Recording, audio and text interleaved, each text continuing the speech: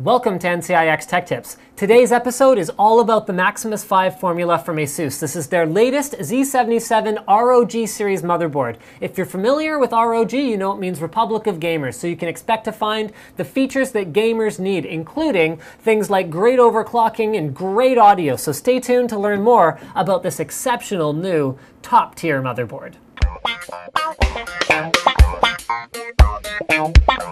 The Maximus 5 formula includes the best features that you'll find on other ASUS motherboards, but with more of an enthusiast slant. So you're going to see support for the latest Core i5 and i7 processors, including unlocked overclockable K-series processors. You're also going to find Lucid Virtue MVP, which allows you to use your discrete graphics for gaming and your integrated graphics for media transcoding. Another really great feature is SLI technology. Now, it uses two-way SLI at 8x and 8x, but it's PCI Express Gen 3, which means you've got double the bandwidth of Gen 2, and because of the unique slot spacing on this board, you can actually install two ASUS triple slot cards in SLI without any difficulty. It also supports three-way crossfire and four-way if you're using dual GPU cards such as GTX 690s or Radeon 6990s. Now, ASUS has lots of exclusive features with their boards, but there are a couple of new ones that are coming with the Maximus 5 formula. The first one that I think is really cool is ROG Exchange. This feature is exclusive to Republic of Gamers motherboards, and it'll be rolled out on Z77 and X79 boards over the next little while. But what's great about it is it allows you to compare your UEFI BIOS settings to someone else's, whether it's an ASUS employee who's tested a similar configuration to you, or a pro overclocker, or even just another end user. You can actually browse side by side, find out what other people did differently, or you can even just implement their own settings onto your board and steal their overclock, so to speak, and test it. Then they're using other features to allow users to thumbs up or thumbs down various profiles to find the most popular ones that have the best compatibility. So over time, as the database builds up, you'll be able to just go, okay, this is my approximate configuration, the CPU, this board, find the most compatible profile with the most thumbs up, and boom, there you have it. You've overclocked without using a one-button utility, but you're still making it very easy on yourself. Intel Game First is also getting an overhaul. Game First already allowed you to either on your Intel NIC or on your built-in wireless or even a third-party add-in card prioritize your game packets above others. Now it's been completely rewritten for better performance and better compatibility. So thumbs up. I'm looking forward to seeing that rolled out not only on this board, but also on previous boards. So ASUS continues to provide value to existing ROG customers moving forward. Now you've also got all that other cool stuff, including Fan Expert 2, easy overclocking. You've got a Thunderbolt header built onto the board, so you just have to buy that inexpensive ASUS add-in card and plug it into the little header, and you'll be able to add Thunderbolt retroactively to your board. DigiPlus 2 VRM, so it's an all-digital VRM design for the CPU, the IMC, as well as the memory. You've got easy USB BIOS flashback, which doesn't even require you to press a button anymore. You just plug it into the right port, rename the file, and you flash your BIOS without even a CPU or memory installed on the board. AI Charge allows you to quickly charge not only iOS devices, but also Android devices. Not all motherboards have that feature. USB Boost also allows you to use turbo mode and UASP mode, which we've done extensive episodes about in the past, to accelerate your USB devices. Whether they support UASP or not, you can pretty much always get faster performance. You've also got ROG Connect, which is great for overclocking using a second PC. You just connect the USB cable and press the ROG Connect button. You can also use it to run diagnostics and display things like no post errors. So if there's a problem with your RAM, you just plug in your additional PC. You can use it to restart the computer, control the computer, monitor the computer, see things like temperatures and fan speeds. No big deal. ROG Connect can be extremely handy. As media ports for the USB 3 enable UASP, and as media ports for the SATA 3 connectors enable 4 SATA 3 6 gigabit per second connectors in addition to the 2 from Intel already, for a total of 6 SATA 3 6 gigabit per second ports. And those as media controller ports do perform better than ones using third-party controllers such as Marvell on other competing boards. Now, software is great for helping you take advantage of features, but the heart and soul of any gaming or overclocking board has to be in the hardware. So we're going to start with the VRM design. They're using Nichicon GT caps, and there's a couple specific reasons for that. Number one is they worked pretty darn well on their X79 boards, and no complaints from my side. ASUS X79 boards were the only ones I could find that didn't exhibit horrible coil whine on the X79 platform. So there you go, my personal, thumbs up for the Nichicon GT caps. The other reason that they went with them is because they perform well in a wide variety of environments. So with a board like this, you never know whether the user is going to be an extreme gamer enthusiast who wants all the fans in the world in their system, or whether they're going to be an extreme silent gaming enthusiast and they're going to take away all the fans and basically leave them to get hot. So they'll perform well at 100+ degrees and they'll perform well at 70 degrees. That's why they went with those ones. Also, ASUS is emphasizing that it doesn't come down to how many phases you have around your board. I don't know if you guys remember this, but we were seeing 24-phase motherboards a couple of generations ago, which is just kind of silly. But the quality of the phases and the quality of the materials you're using. Also, cooling plays a role. So this is cool. ASUS has just implemented their Fusion Thermo design, which is the first, I would say, legit water-cooled motherboard that I have seen. We've seen water-cooled boards in the past, but there's usually been some kind of fatal flaw, like only compatibility with 1/4-inch tubing or an aluminum aspect to the design, which is going to cause it to corrode. No, this is all copper and nickel. The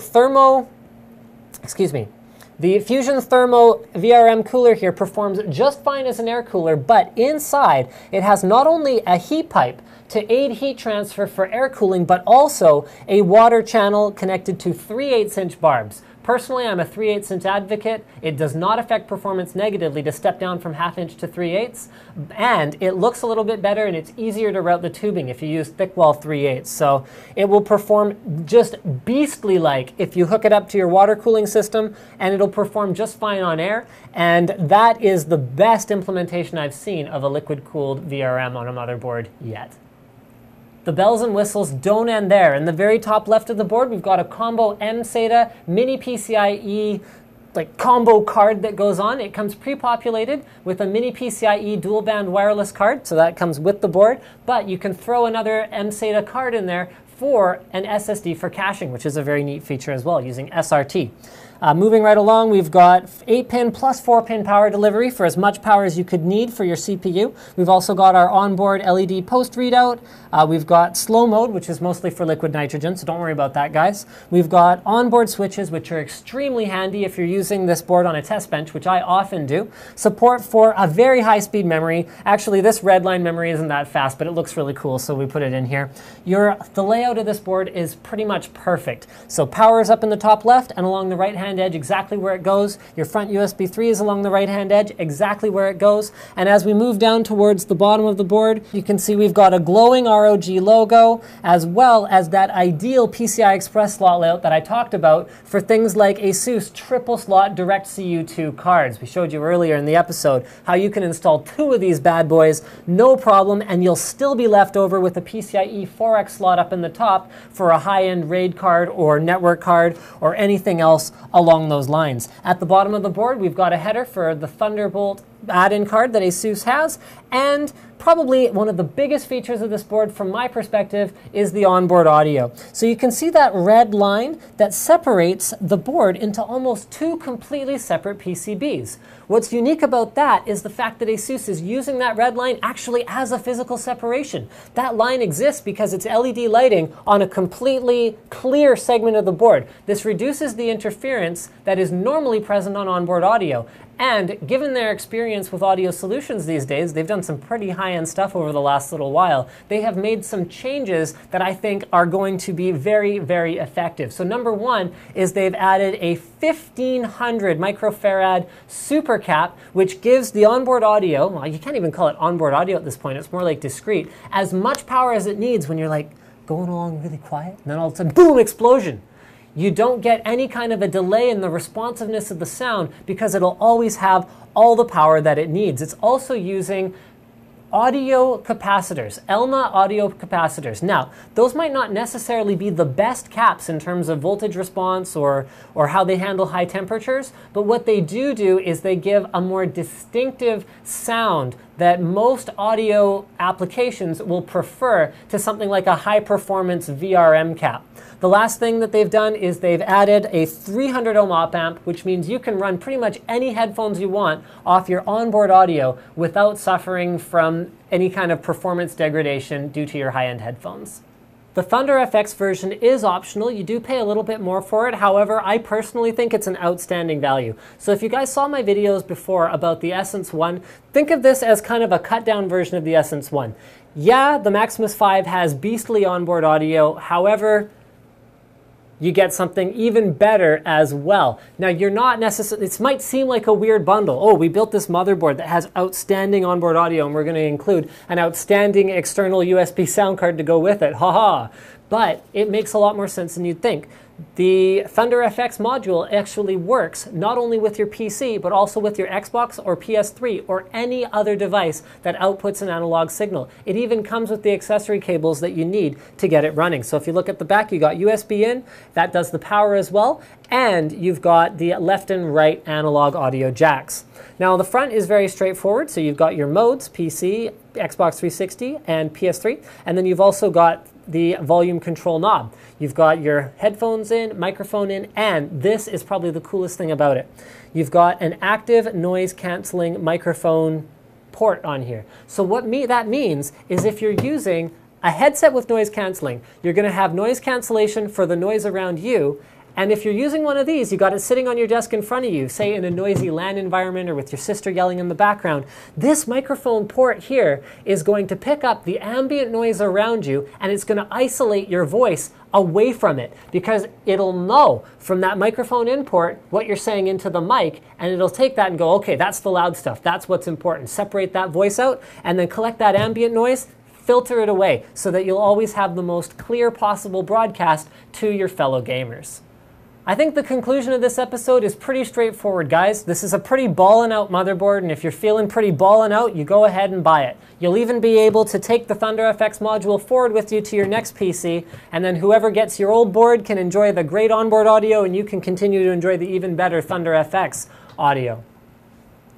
And it comes with a free Diablo 3 mousepad, a 1-year subscription to Kaspersky, and it comes with a full copy of Demon Tools. So if you didn't need, if you needed more reasons, then there's some more reasons. Thank you for checking out this episode of NCIX Tech Tips. Don't forget to thumbs up if you enjoyed it.